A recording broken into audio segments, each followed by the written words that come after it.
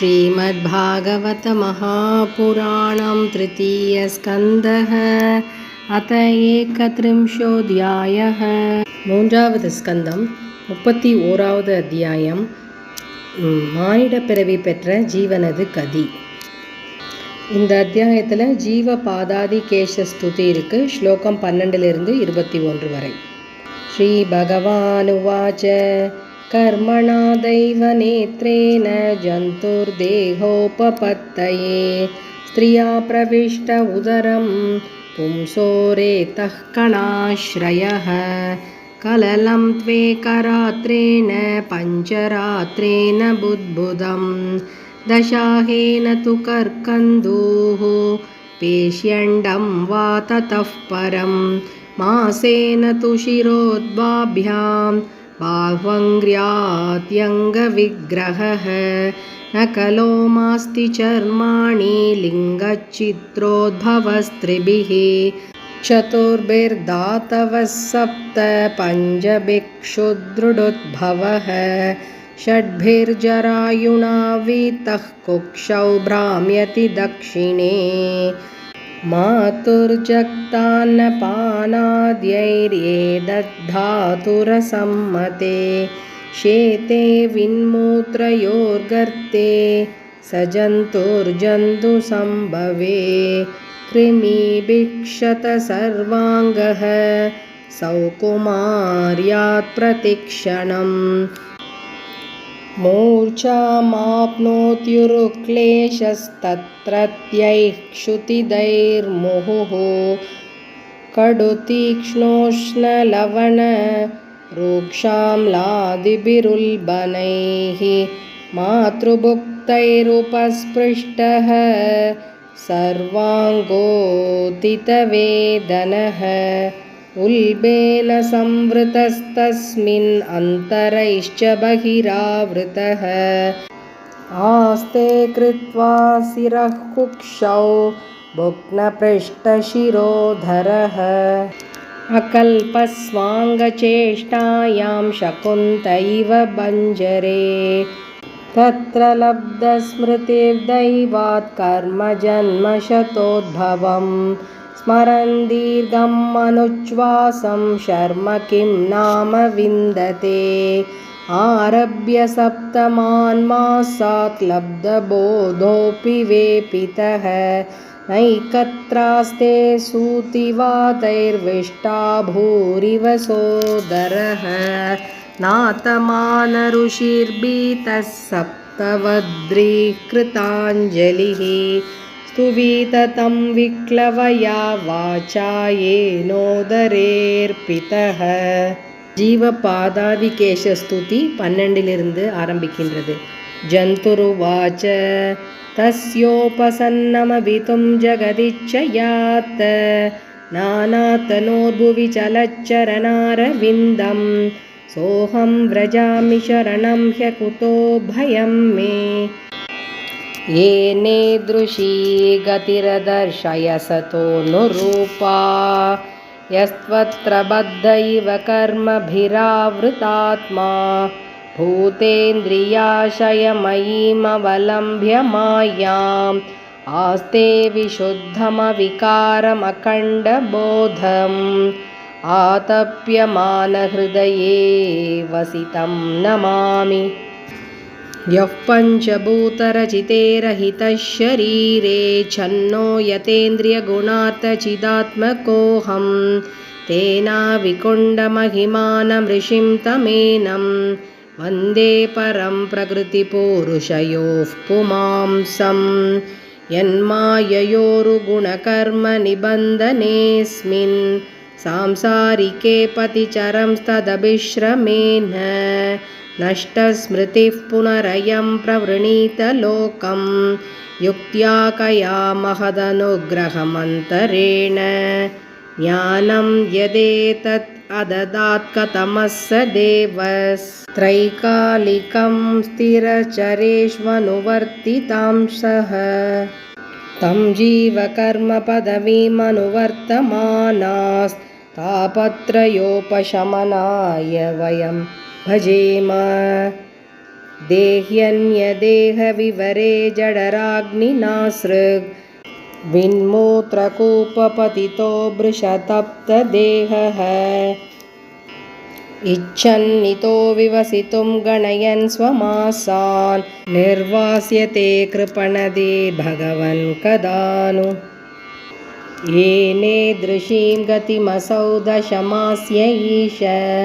सङ्ग्राहितः पुरुदयेन भवादृशेन स्वेनैव तुष्यतु कृतेन स दीननाथः को नाम तत्प्रतिविनाञ्जलिमस्य कुर्यात् पश्यत्ययं दिशनयाननु सप्तवद्रिः शारीरके दमशरीर्यपरस्वदेहे यत्सृष्टयासं तमहं पुरुषं पुराणं पश्ये बहिर्हृदि च चैत्यमिव प्रतीतं सोऽहं वसन्नपि विभो बहुदुःखवासं गर्भान्ननिर्जिगमिषे बहिरन्धकूपे यत्रोपयात्मुपसर्पति देवमाया नित्यामतिर्यदनुसंस्मृति चक्रमेतत् तस्मादहं विगतविक्लव उद्धरिष्य आत्मानमाश्रुतमसः सुहृदात्मनैव भूयो यथा व्यसनमेतदनेकरन्ध्रम् मामे भविष्यदुपसादितविष्णुपादः स्तुति நிறைவடைந்தது. कपिल उवाच एवं कृतमतिर्गर्भे दशमास्यस्तु वन् ऋषिः सद्य क्षिपत्यवाचीनं प्रसूत्यै सूतिमारुतः तेनावसृष्टसहसा कृत्वा वाक्षिर आतुरः विनिष्क्रामति कृच्छ्रेण निरुच्छ्वासो हतस्मृतिः पतितो भुव्यसृङ्मूत्रे विष्ठा भूरिव चेष्टते रोरूयति गते ज्ञाने विपरीतां गतिं गतः परच्छन्दं न विदुषा पुष्यमानो जनेन सह अनभिप्रेतमापन्नः प्रत्याख्यातुमनीश्वरः शायितो शुचिपर्यङ्के जन्तुस्वेदजदूषिते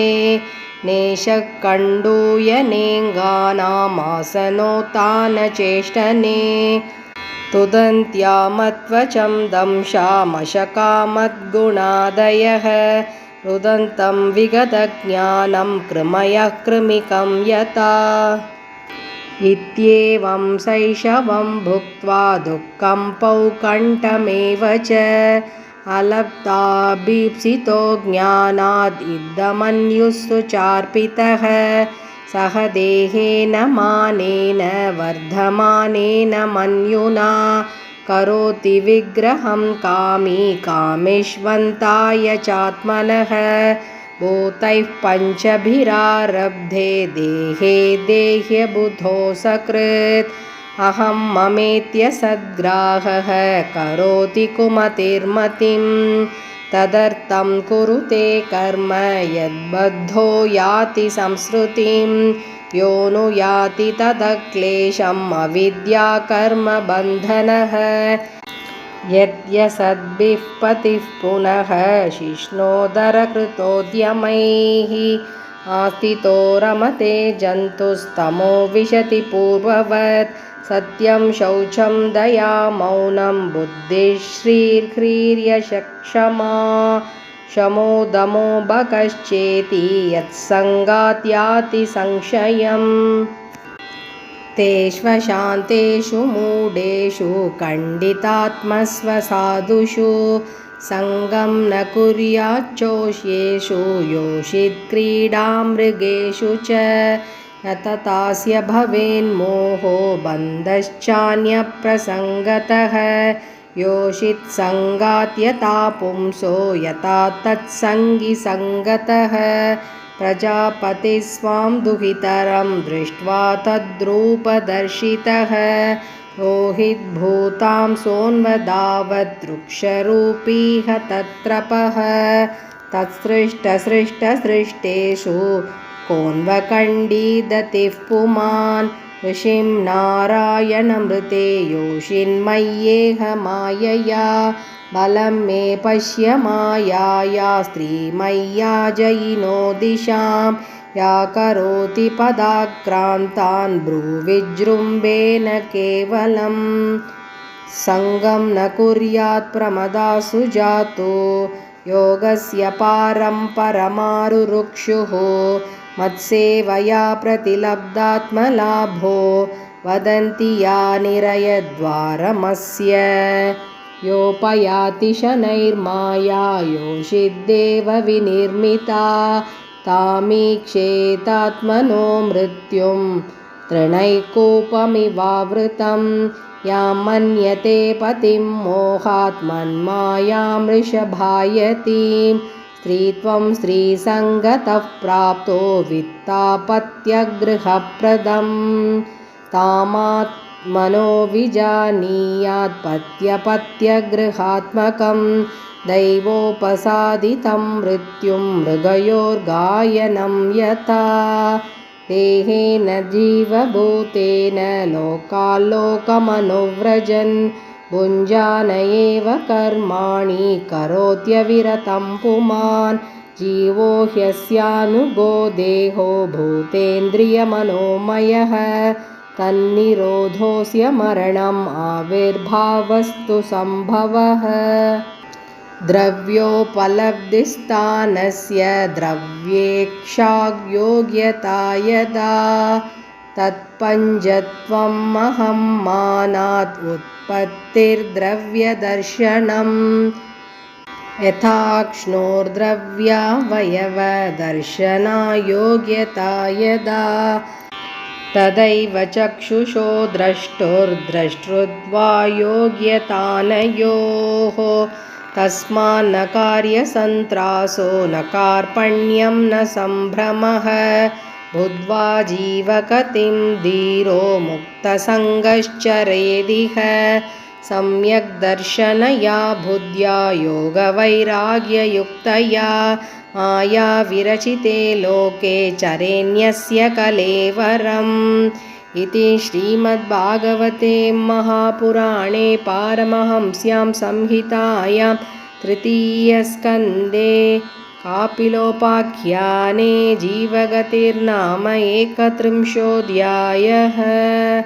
हरे नमः हरे नमः हरे नमः गोपिका जीवनस्मरणं गोविन्द गोविन्द।